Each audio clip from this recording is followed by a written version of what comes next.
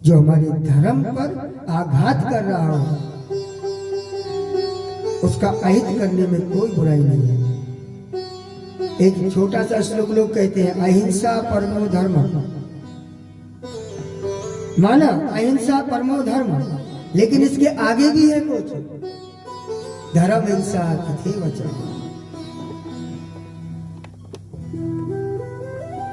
कौन सी हिंसा? परम धर्म है अहिंसा, परमो धर्म। आपके सामने कोई गाय का गला काट रहा है और आप कह रहे हो मैं इसको कुछ नहीं कहूंगा, ओह मैं कहूंगा पाप लगेगा। क्यों भाई? हिंसा की श्रेणी क्या? मैं अपने निज स्वार्थ के लिए अगर गलत करूं वो हिंसा की श्रेणी में है। मैं अपने निज कार्य बनाने के लिए अगर किसी के साथ गलत करूं वो हिंसा की श्रेणी में है। अगर मेरे सामने कोई मेरी बेटी, कोई मेरी बहन, कोई मेरी माँ के साथ बदतमीजी कर रहा है और मैं ये करूं कि मैं इसे ना मारूं, मैं इसे छोड़ दूं, मेरा धर्म कहता है कि अहिंसा परमो धर्म। अगर मेरा धर्म अहिंसा को मानता है तो फिर महाभारत कराने की आवश्यकता नहीं थी कृष्ण को। फिर महाभारत क्यों कराया?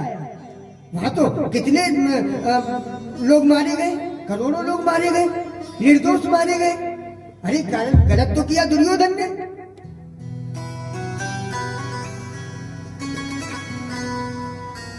फिर इतने लोग क्यों मारे गए?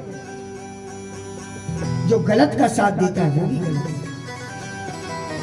जो पाप का साथ देता है वो पापी है। जो अपनी आंखों से पाप होते हुए देखता है और ना बोले वो बहुत बड़ा पापी है, पाप करने वाले से भी बड़ा पापी है। हमारे धर्म ने कभी हमको नपुंसक नहीं बनाया। हमारा धर्म पुरुषार्थी रहा है। हमारे किसी भी देवता को आप उठा लो, एक देवता को एक बता दो कि ये केवल आशीर्वाद मुद्रा में है, इसके अलावा कुछ नहीं। सबके हाथ में शस्त्र हैं। हमारा धर्म कहता है जहाँ शास्त्र की आवश्यकता है वहाँ शास्त्र के द्वारा आचरण करो, और जहाँ शस्त्र की आवश्यकता है वहाँ शस्त्र से आचरण करो। ये हमारा धर्म कहता है। जिन शास्त्रों से, जिन ग्रंथों से हमारा जीवन बढ़िया बन सकता था, हमारा जीवन खिल सकता था, हमारे परिवार नहीं टूटते, उन ग्रंथों को हमसे दूर कर दिया गया। क्या कह करके कि अगर महाभारत घर में रखोगे तो कलेश रहेगा। हरे राम राम। अगर आप महाभारत का अध्ययन करेंगे तो परिवार में कभी कोई कलह हो ही नहीं सकता, क्योंकि आप उसे पढ़ोगे और देखोगे एक छोटे से भूमि के टुकड़े के लिए कैसे परिवार नष्ट हो गए। ये पाप हम ना करें, ये उचित रहेगा। गीता को घर में नहीं रखते लोग, गीता नहीं पढ़ते। क्या कहते? महाराज जी वैराग्य आ जाएगा, गीता पढ़ने से वैराग्य आ जाए। ओए हो, जय हो प्रभु। अगर गीता पढ़ने से वैराग्य आता तो भगवान कृष्ण ने गीता को कहाँ प्रतिपादित किया, कहाँ बोला?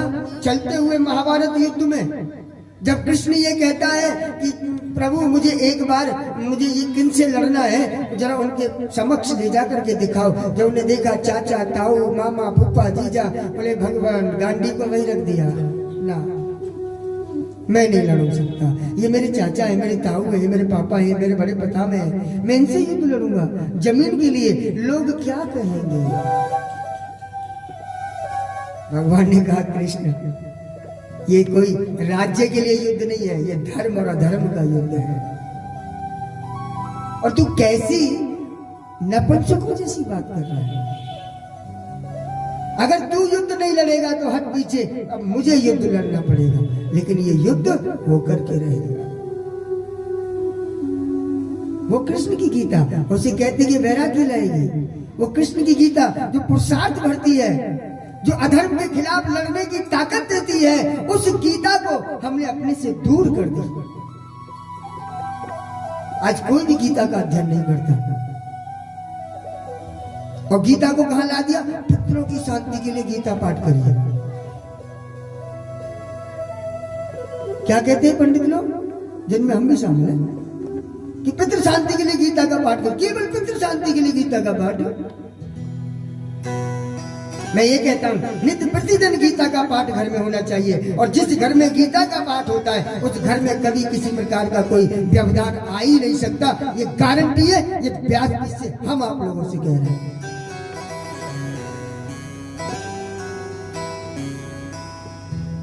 आप महाभारत घर में रखिए और महाभारत का अध्ययन करिए। मैं चैलेंज से कह सकता हूँ, जो आज परिवारों में जो परिवार जो टूट रहे ना, अगर महाभारत पढ़ने से अगर वो परिवार टूटना नहीं रुक जाए तो हमसे आकर के बात करना।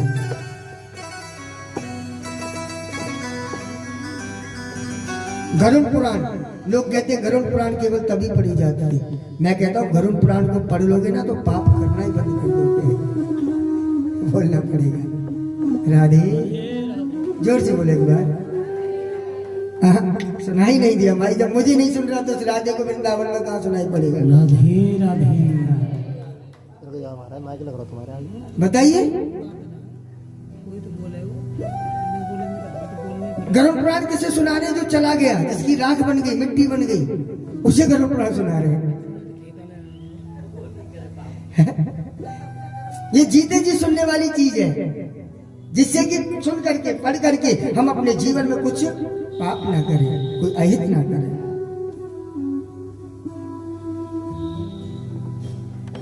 ये ध्यान में रखने योग्य बात है।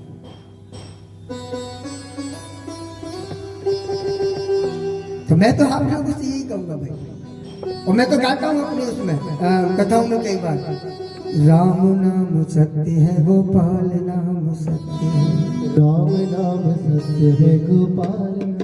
और राम नाम सत्य कब बोलते हैं? उसे सुना रहे जिसे कुछ सुनाई नहीं देता। अरे राम का नाम सत्य है, इसे लोग कहते अरे महाराज ये क्या बोल दिया, ये तो अशुभ है। राम का नाम अशुभ है, जो सत्य है उसे हम स्वीकार कभी किया ही नहीं हम लोगों ने। अरे राम नाम सत्य है गोपाल नाम सत्य है, राम नाम सत्य है गोपाल नाम सत्य है, ओ राम नाम सत्य है गोपाल नाम, ओ राम नाम सत्य है गोपाल नाम सत्य है, ओ राम नाम सत्य है गोपाल नाम सत्य है, राम नाम सत्य है गोपाल नाम सत्य है, राम नाम सत्य है गोपाल नाम सत्य है, राम नाम सत्य है गोपाल नाम सत्य है, ओ राम नाम सत्य है गोपाल नाम सत्य है, ओ राम नाम सत्य है गोपाल नाम। और भैया ये सखी कहते हैं, हम तो सन्यासी, हम तो अपना पिंडदान करके आए, और जब इस राम नाम को सत्य माना तभी शरीर का पिंडदान किया। जीते जी इस संसार में अगर सत्य है, अगर संसार में कुछ सत्य है तो केवल राम का नाम है। और जब आंखें बंद हो जाएंगी, घर वाले धूप बजार देंगे, तब कौन सा हम समझेंगे।